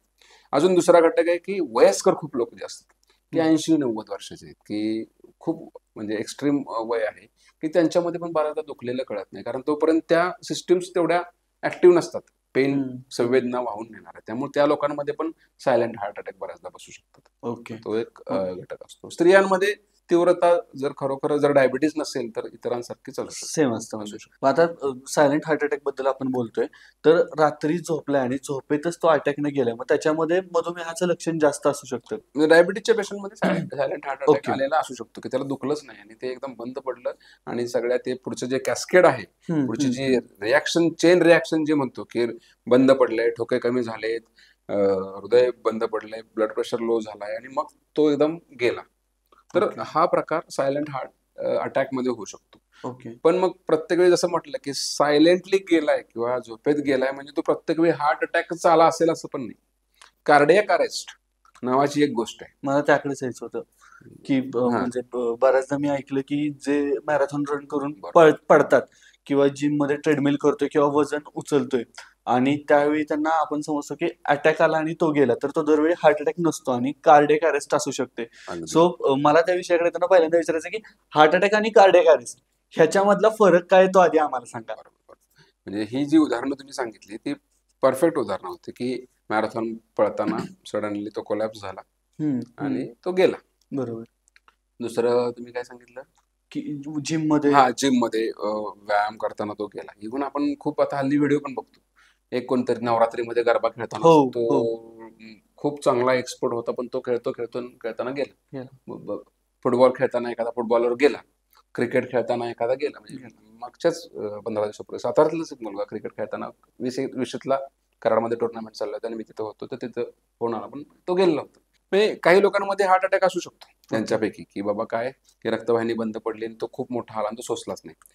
पण कार्डियक अरेस्टला मी मगाशी एक सिस्टीम तुम्हाला सांगितली, की एक प्लंबिंग सिस्टीम आणि एक इलेक्ट्रिकल सिस्टीम. बरोबर. तर हृदयाची जी इलेक्ट्रिकल सिस्टीम आहे त्यामध्ये कुठेतरी शॉर्ट सर्किट होतं. म्हणजे तुम्ही सडन सिव्हिअर एखादी गोष्ट जी तुमच्या हृदयाला झेपणार नाही अशी तुम्ही काहीतरी केली तर काय होतं, तर हृदयाची जी इलेक्ट्रिक सिस्टीम आहे ती ऍक्टिव्हेट व्हायला लागते. ती गरजेपेक्षा ऍक्टिव्हेट व्हायला लागते आणि त्यात शॉर्ट सर्किट व्हायला लागते. मग शॉर्ट सर्किट झाल्यावर तुमचे जे ठोके निवांत चाललेत 60, 70, 80, 100 ते मग 150, 200, 250, 300 फडफड फडफड फडफड व्हायला लागते आणि मग फडफड फडफड ते हृदयाला नाही सोसली की ते थांबतं. ते थांबलं की ती कार्डियक अरेस्ट झाली. मग तो प्रत्येक वेळी तो हार्ट अटॅकच असायला पाहिजे असं नाही. म्हणजे एखाद्याला अगदी शरीरामधले जे इलेक्ट्रोलाइट डिहायड्रेशन झाले, समजा मॅरेथॉन मध्ये पळलाय आणि तो डिहायड्रेशन झालाय, त्याला खूप सिव्हिअर डिहायड्रेशन झालंय, तर शरीरामध्ये काही आपल्या इलेक्ट्रिकल ज्या हे आहेत ऍक्टिव्हिटीज ज्या आहेत त्या बिघडवणारे काही घटक असतात, की आपण म्हणतो क्षार आहेत, सोडियम आहे, पोटॅशियम, ह्यांच्यामध्ये लेवल्स मध्ये बिघाड घडतात आणि ह्या बिघाड घडले की मग ते इलेक्ट्रिक सिस्टीम ऍक्टिव्हेट होते आणि ती हाफाजाडली काहीतरी करायला लागते. मग ती फडफड फडफड फडफड बंद पडते.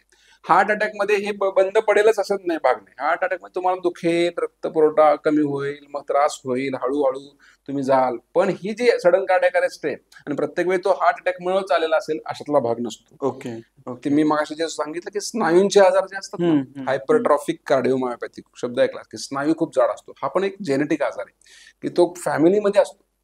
म्हणजे फॅमिलीमध्ये असतो की म्हणजे मी इतकं माझ्याकडे असे काही फॅमिलीज आहेत की त्यांच्यामध्ये आम्ही सांगतो की तुमच्या लहान मुलगा किती पण असू द्या, आणा चेक करा आणि मग त्याला आतापासून हे करूया जर तुमच्या घरात ते स्ट्रेस. म्हणजे एक माझ्याकडे इकडचेच उमरा जवळचे पेशंट आहेत की त्याच्या आई वडिलांना होतं, म्हणजे त्या वडिलांना आहे स्नायूचा तो आजार, पण त्यांना मी ट्रीटमेंटवर ठेवलं होतं. मग मी मुलाला पण चेक करा आणा असं सांगितलं, त्याला चेक केलं त्याला येते होतं. मग सांगितलं होतं की काही गोष्टी टाळा, सडन एक्झर्शन. त्यानं काय करत गेलं होतं, फक्त एक दिवस दार बंद केलं आणि म्युझिक सिस्टीम लावून नाचत बसला, नाचत तो गेला. बापरे. मग हे हायपरट्रॉफिक कार्डिओमायोपॅथी आपण म्हणतो की सडन जाणं, मग ह्यांच्यामध्ये ही कार्डियक अरेस्ट होती, हा काही हार्ट अटॅक नव्हता. तर हे हा डिफरन्स दोन्हीमध्ये राहतो. फक्त एक असा घटक आहे की म्हणजे आपण थोडासा असा लोकांना असं तो वैषम्याचा वाटू शकतो की काही काही लोक काय म्हणतात की मागच्या महिन्यामध्ये ह्यांनी सगळ्या चेकअप केलेलं होतं आणि सगळंच नॉर्मल होतं, ईसीजी काढला होता, स्ट्रेस टेस्ट केली होती, सगळं नॉर्मल होतं. काही लोक तर असे आहेत की त्यांची अँजिओग्राफी पण केली होती आणि ती पण नॉर्मल होती, ब्लॉक नव्हता आणि पुढच्या महिन्यात काहीतरी असं घडलं आणि ते हार्ट अटॅकने गेले.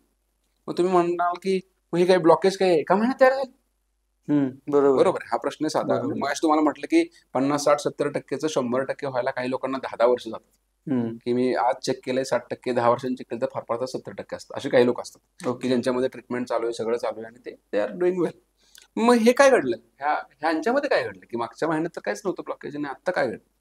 तर जसं मी मगाशी सांगितलं की तो चरबीचा थर हळूहळू हळूहळू तो वाढतो आणि रक्त पुरवठा तो थांबतोय आणि मग तो अटॅक येतो. पण काही लोकांमध्ये एक वेगळाच प्रकार आहे की तो तिथं चरबीचा थर असं अँजिओग्राफीत गेलं तर डोळ्याने दिसण्यासारखा काय नव्हता, पण मे बी कुठेतरी 5-10% असू शकतो. हा चरबीचा थर जो आहे तो काही लोकांमध्ये, मी जसं म्हटलं की न सोसणाऱ्या हृदयाला न सोसणाऱ्या जर तुम्ही गोष्टी केल्या तर तो सडनली काहीतरी हृदय वेगळ्या पद्धतीनं त्याला रिॲक्ट करतो. मग ते हृदय काय रिॲक्ट करते ह्याला की तो जो थर आहे तो फाटतो.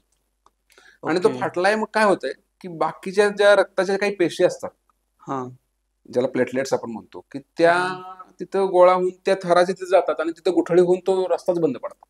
जी चरबीची गाठ करायला वर्षानुवर्ष लावते ती रक्ताची गाठ ती 5 मिनिटात तो रक्तपुरवठा बंद पाडू शकते आणि हार्ट अटॅक येऊ शकतो. म्हणजे मागच्या महिन्यात सगळं नॉर्मल होतं म्हणजे पुढच्या महिन्यात तुम्हाला अटॅक येणार नाही ही शक्यता जास्त आहे. 90%, 99% नाही येणार, पण 1% तरी अशी शक्यता आहे की बाबा नाही तुम्ही उलट सुलट काहीतरी केलं तर मात्र तुम्हाला त्रास बेसिकली आपल्या होण्याची शक्यता. सातारच्या भाषेत उत्मात नाही करायचं. उत्मात करायचं नाही, जे तुम्हाला झेपणार नाही तो अजिबात करायचा नाही. म्हणजे आता सुद्धा आज म्हणजे माझ्याकडे जे हार्ट अटॅकचे पेशंट, मी प्रत्यक्षात मला तो खूप इंटरेस्टिंग प्रकार वाटतो की बाबा काय केलं एक्झॅक्टली काय केलं. बऱ्याच लोकांची उत्तर काय असतात.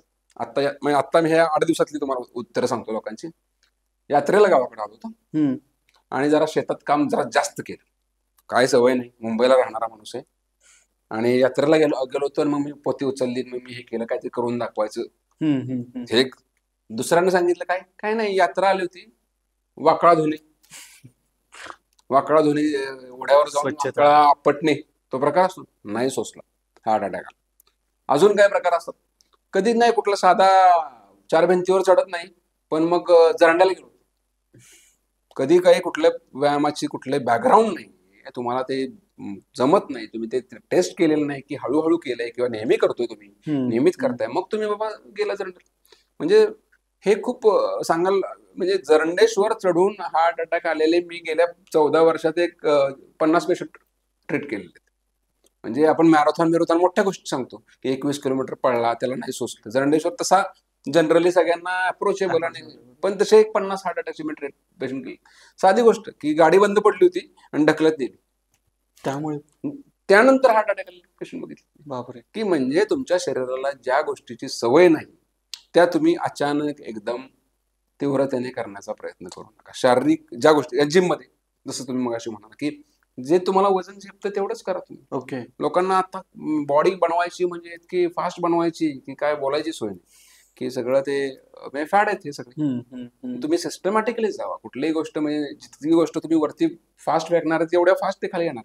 बरोबर. तुम्ही हळूहळू सगळ्या गोष्टींची जर काळजी घेत सिस्टमॅटिकली तुम्ही करत गेला तर निश्चितपणे मोठा फटका नाही बसणार. पण अचानक करायला गेला तर नाही हे शक्य. म्हणजे बेसिकली बॉडीला आपल्याला शारीरिक कष्टामध्ये ठेवायचंय. ठेवायचं तर आहे आणि त्याला तुम्ही ग्रेडेड तुम्ही वाढवत नाही तुम्ही. ओके. जे जमणार नाही ती गोष्ट करूच नाही.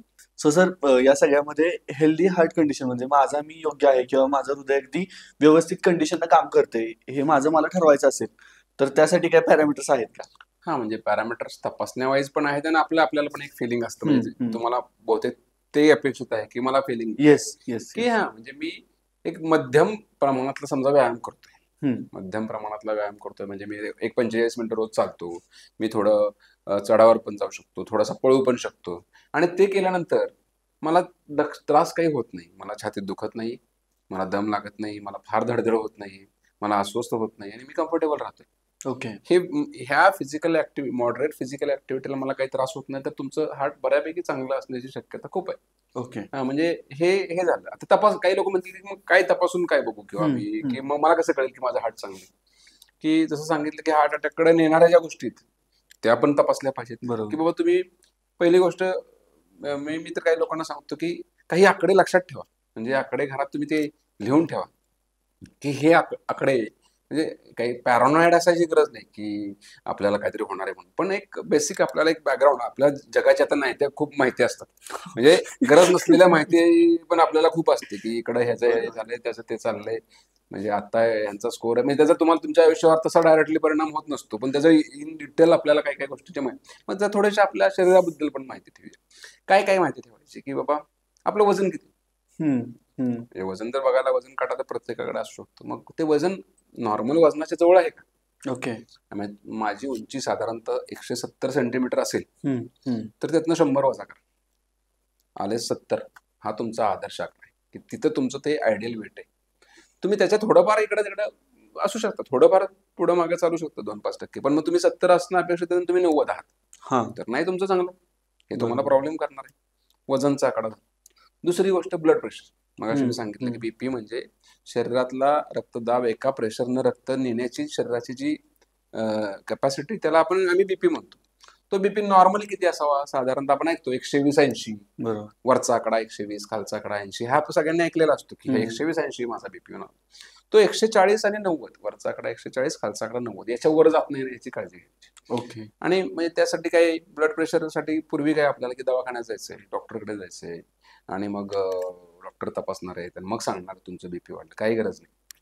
म्हणजे काय, तुमच्याकडे आता अमेझॉन आहे, इलेक्ट्रॉनिक बीपी मशीन मिळतात बाजारामध्ये आणि ॲक्युरसी 100% आहे. म्हणजे डोक्यात घ्यायची गरज नाही की ॲक्युरेट असतील का नसतील, मग ह्या कंपनीचे घेऊ का त्या कंपनी. बऱ्यापैकी सगळ्यांची ॲक्युरसी चांगली आहे. प्रत्येकानं घरात एक बीपीचं मशीन आणून ठेवा. तुमचं पण बघा, आई वडिलांचं बघा, आजोबाचं बघा, आजीचं बघा, छोट्या मुलांचं पण बघा मधून मधून. जर काय त्यांची तुम्हाला फिजिकली असं वाटत असेल की नाही हा काही व्यायाम करत नाही, हा ओबेस झालाय, आपला मुलगा असेल मुलगी असेल, त्यांचं पण बघा. लहान वयात पण ब्लड प्रेशर वाढल्याची उदाहरण. ओके. दुसरा म्हणजे वजन बघा, बीपी बघा.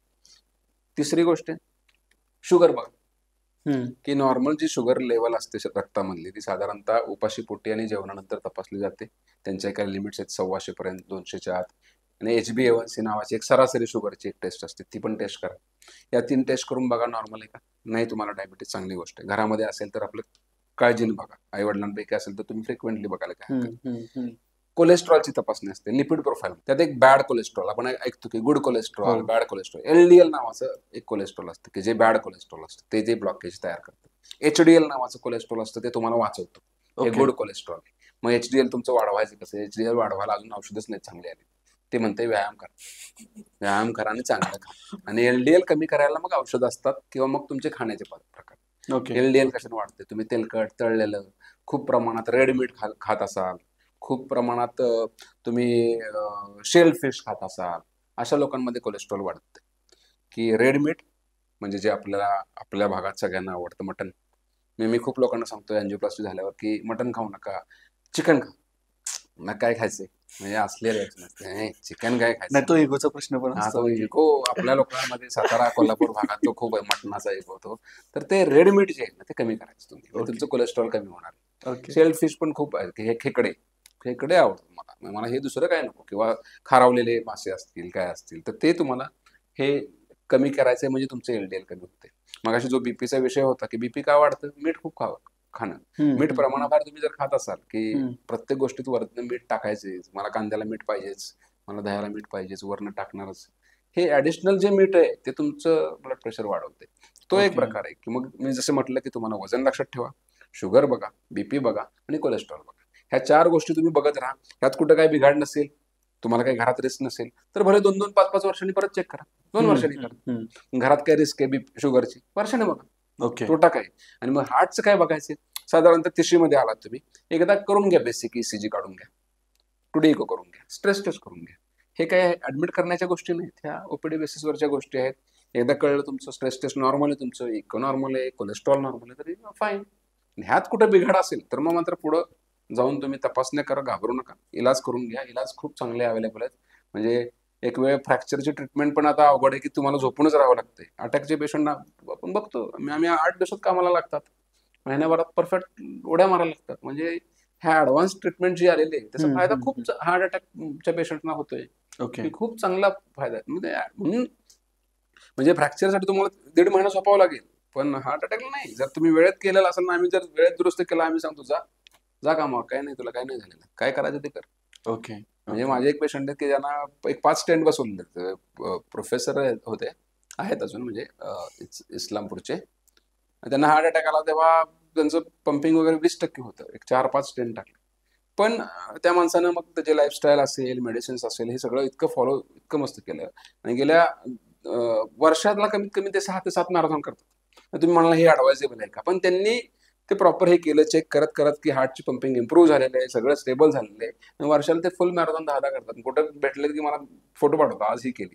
म्हणजे लोक नॉर्मल लाईफ हार्ट अटॅक बरोबर चांगली जगू शकतात. म्हणजे यातून आपण हा कन्क्लूड घ्यायचं की बाबा हार्ट अटॅक येऊन गेल्यानंतर सुद्धा हार्टचं जे डॅमेज झालेलं आहे ते रिकव्हर होऊ होऊ शकतं. चांगली ट्रीटमेंट घेतली असेल, तुम्ही सगळं चांगलं सांभाळत असाल तर हे रिकव्हरी होऊ शकते. शकतं. ओके, अगदी 100% होऊ शकते. 100% नाही, पण बऱ्यापैकी ज्याला तुम्हाला त्रास होणार नाही इतपत होऊ शकते. ओके. आणि मग एक 20-30% लोक असे असतात की ज्यांची होत नाही किंवा डॅमेज वाढत जातात, मग ते हार्ट फेलकडे जातात, की हार्ट फेल्युअर. हार्ट अटॅक जेवढा गंभीर विषय तेवढाच एक हार्ट फेल्युअर म्हणून गंभीर विषय. ओके. त्याला आपल्याला एक वेगळी म्हणजे बसावं, म्हणजे ते मीटिंग घ्यावी लागेल की हे चर्चा करावी लागेल की आपल्याला हे हार्ट फेल्युअर काय. आता ओझरचा एक उल्लेख आलेलाच आहे, तर थोडंसं हार्ट फेल होतं किंवा हार्ट फेल्युअर आहे म्हणजे काय ते? हा, म्हणजे जे हार्टची मगाशी सांगितलं की क्षमता, हृदयाची प्रत्येक ठोक्याबरोबर रक्त फेकण्याची, शरीराकडे रक्त पोहोचवण्याची जी क्षमता असते स्नायूची, बरोबर. ती आम्ही 100 ml आलं की हार्ट जेव्हा कॉम्प्रेस होतं तेव्हा 60 ml बाहेर फेकलं जातं. मग त्यानुसार आम्ही ठरवतो की हे 60% ही नॉर्मल माणसाची क्षमता आहे. ओके. अटॅक आला, डॅमेज झाला, हा भाग कमकुवत झाला, मग 30% वर आले.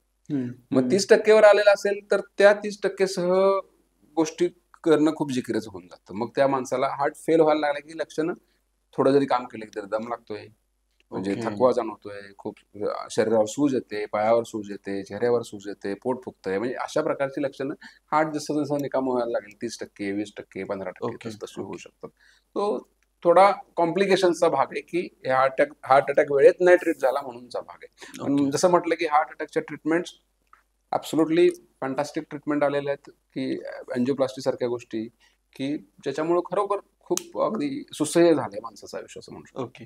आपल्या ज्या आता खाण्याच्या पिण्याच्या सवयी बदलल्यात, म्हणजे ड्रिंक करणं हे आता ऑकेजनली किंवा हॅबिच्युअल झालेलं आहे. सोशल त्याला आता हे हा, सोशल स्टेटस एक मिळालंय की अधिष्ठान तू मिळालं. करतोस का? नाही तू करत तर करतोस. मग तू काय युआर हा, तू माणूस म्हणून लायक नाहीयेस. Down market. येस. हे सोशल सॉर्ट ऑफ असले हे झालेले आहेत. पण मी कुठल्याही गोष्टी सांगेन की मॉडरेशन, म्हणजे कुठलीही गोष्ट असेल, खाण्याची असेल, तुमच्या सवयी असतील, मॉडरेशन हा म्हणजे मध्यम मार्ग असावा बाबा.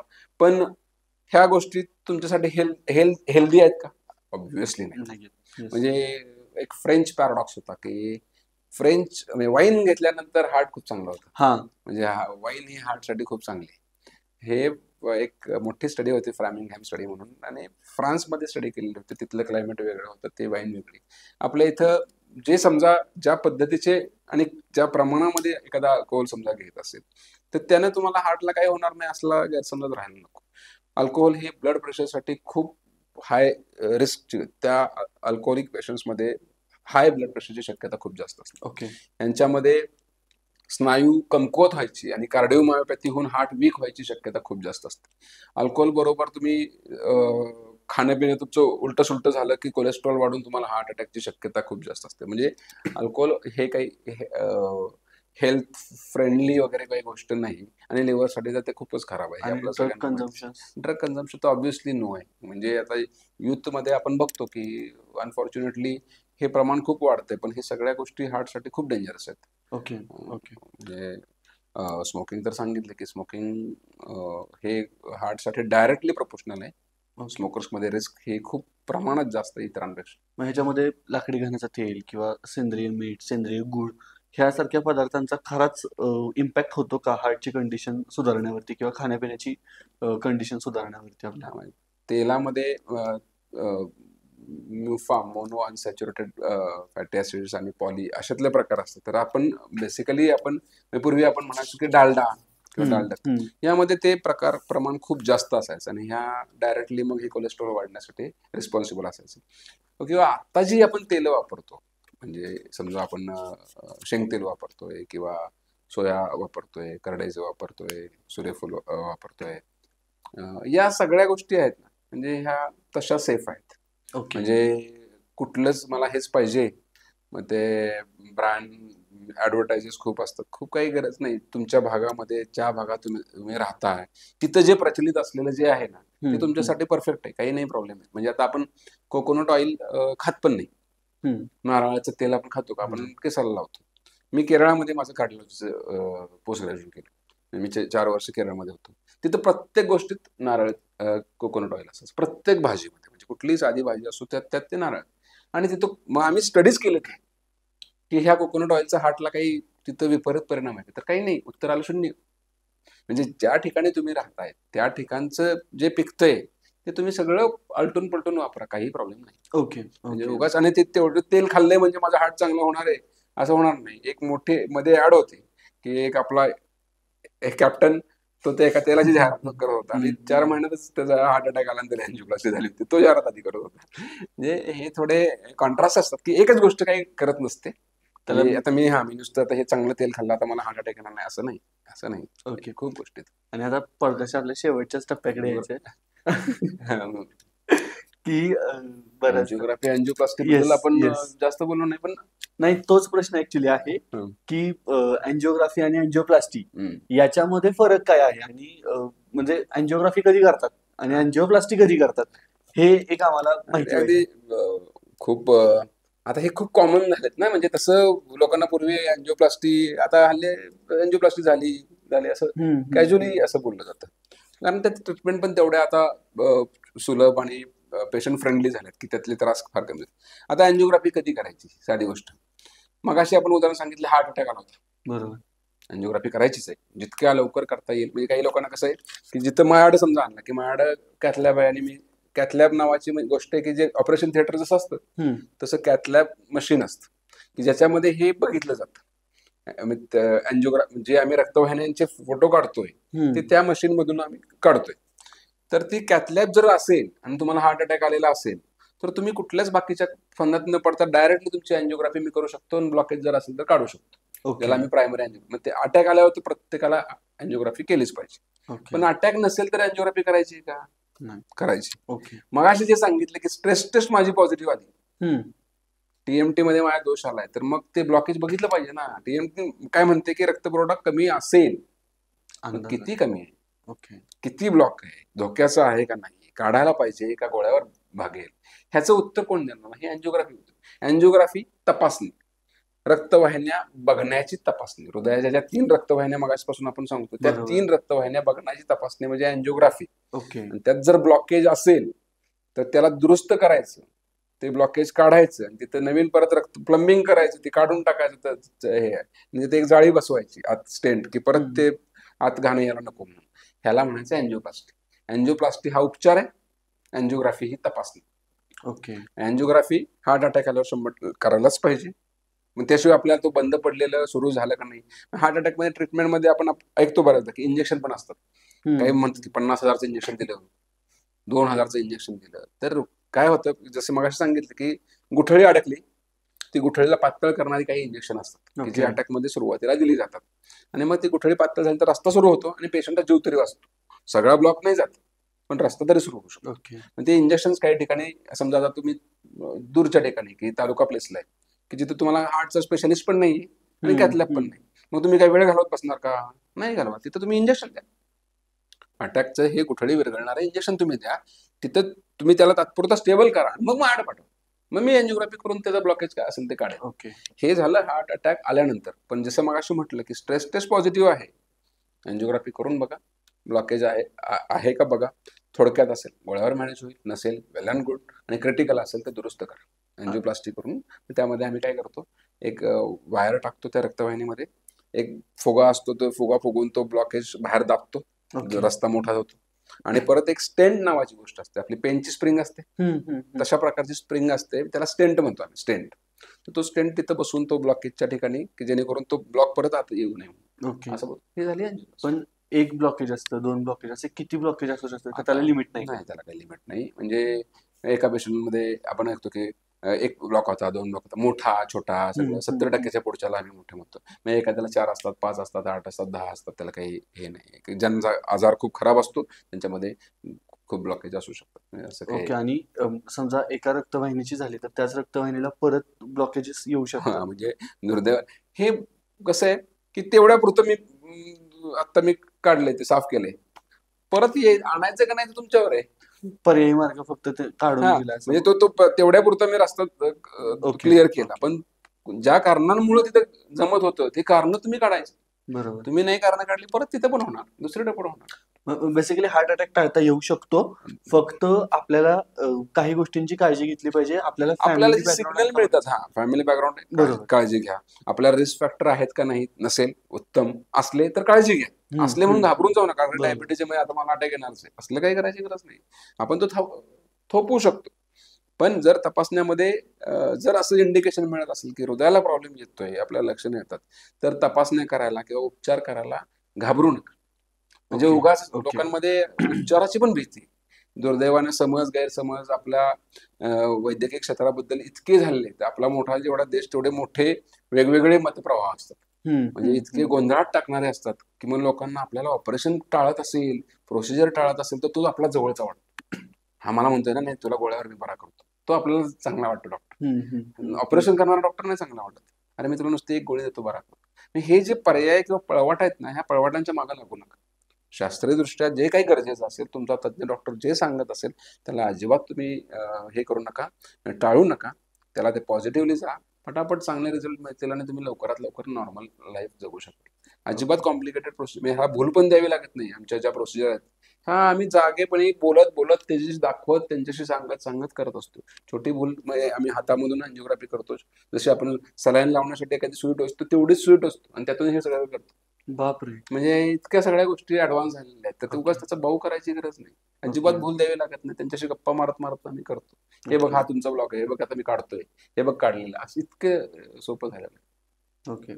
हार्ट अटॅक टाळता येऊ शकतो. आपल्याला अंडरलाईन हे घ्यायचंय की हा. टाळता येऊ शकतो, फक्त आपल्याला तज्ञ लोकांचा सल्ला घ्यायचा आणि साधारण 25-30 नंतर आपल्याला वर्षातून एकदा रुटीन चेकअप करायचं. काही हरकत नाही, काही हरकत नाही. म्हणजे तुम्ही रेग्युलरली वर्षातून 2 वर्षातून 3 वर्षातून का होईना, काही नसेल तर काही प्रॉब्लेम नाही. मग 5-5 वर्ष थांबा तुम्ही. 25 नंतर 30 करा, 30 नंतर 35 करा, नंतर 40 करा.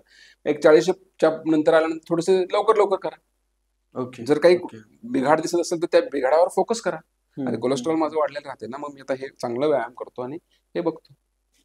आणि खाण्यापिण्याच्या तर खूप गोष्टी आहेत, पण मी एक छोटं गोष्ट सांगेन. मला असं वाटतंय आपण जर पॉडकास्टच्या शेवटी येत असेल तर, की आपल्याला असं वाटतं की खूप खाणं, पोट भरून खाणं खूप महत्वाचं आहे. म्हणजे पोट भरलं पाहिजे आपलं, म्हणजे आपल्याला ती फिलिंग एक असते. पण लॉंगेविटी म्हणतो ना आपण, लॉंगेविटी की माणसाचं वयोमान जास्तीत जास्त, हे एका थेअरीवर आहे की तुम्ही जितक्या कमी कॅलरीज घ्याल, नॉर्मल तुमच्या शरीराची गरज त्यापेक्षा जर 30% कॅलरीज जर तुम्ही कमी घेत असाल, तर तुमचं आयुष्य हे नक्की जास्त मोठं असणार. ओके. हा, तर ते कॅलरी रिस्ट्रिक्शन जे आहे, जेवढं तुम्ही कमी खाता येईल, गरजेपुरतं खाता येईल, तेवढंच तुम्ही खाण्याचा प्रयत्न करा. उगाच आपलं खायचंय पोट भरून खायचंय, आता खाल्ल्याशिवाय मला झोप येणार, असलं काही नाही. आणि मग कॅलरी उत्मात नाही करायचं. मध्यम मार्ग हा तर कधीही चांगला.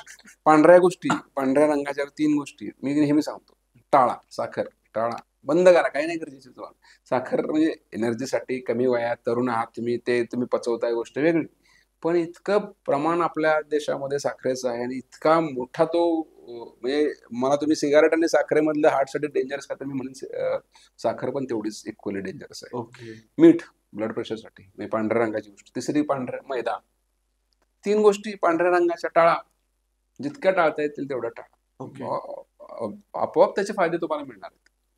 त्यामुळं खूप गोष्टी आहेत की डाएटशी रिलेटेड. व्यायामामध्ये रोज 45 मिनिटं तुम्ही काढा स्वतःच्या शरीरासाठी. 24 तासामधले अर्धा पाऊण तास काढा. मग भले आठवड्यातले 5 दिवस काढा, 2 दिवस तुमच्याकडे सुट्टी द्या त्याला, पण मग एरोबिक एक्सरसाइज तुमचे राहू देत.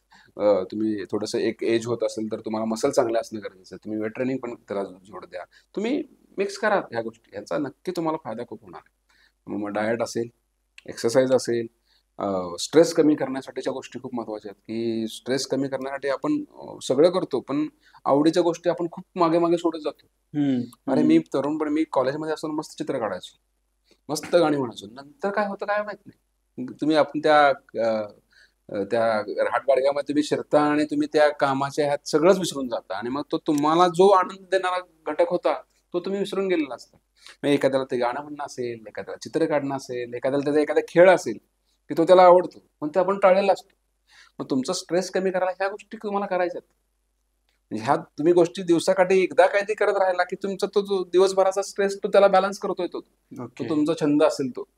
तर त्यामुळे या पण गोष्टी करा. मेडिटेशन असेल, योगासारख्या गोष्टी की ज्या आपल्या जगभराने सगळ्याला करतो, पण आपण आमच्यातनं आम्ही दिला सगळ्या जगाला, पण आपण करतो का नाही माहित नाही. छोट्या छोट्या गोष्टीत पण ह्या हार्टसाठी खूप उपयुक्त आहेत आणि चांगल्या आयुष्यासाठी खूप उपयुक्त आहेत, की ते चांगले एक जगणं म्हणून आपण ज्याला चांगली क्वालिटी ऑफ लाईफ आपण म्हणतो, की छान क्वालिटी ऑफ लाईफ, सुदृढ आरोग्यासाठी. एक निरोगी, एक Yes. संतुलित आरोग्य म्हणूया आपण, की यासाठी खूप गरजेच्या आहेत त्या गोष्टी. Okay okay. सो या पॉडकास्टमध्ये आपण इथेच थांबत आणि मंडळी, तुम्हाला जर काही प्रश्न असतील तर तुम्ही कमेंट्समध्ये विचारा. आपण त्याच्यावरती सरांकडून पुन्हा एकदा उत्तरं घेण्याचा नक्की प्रयत्न करूयात. आणि त्याचबरोबर तुम्हाला हा पॉडकास्ट कसा वाटला आम्हाला कमेंट करून सांगा. तुम्हाला जर आवडला तर लाईक करा, चॅनल शेअर करा आणि लोकांपर्यंत या हृदयाबद्दलच्या ज्या महत्त्वाच्या गोष्टी ह्या तुमच्या हृदयाच्या जवळच्या लोकांपर्यंत पोहोचू द्यात. पुन्हा एकदा डॉक्टर साहेब तुम्ही आलात आणि खूप छान माहिती दिली, त्यासाठी खूप खूप आभार. थँक्यू. धन्यवाद. छान वाटलं.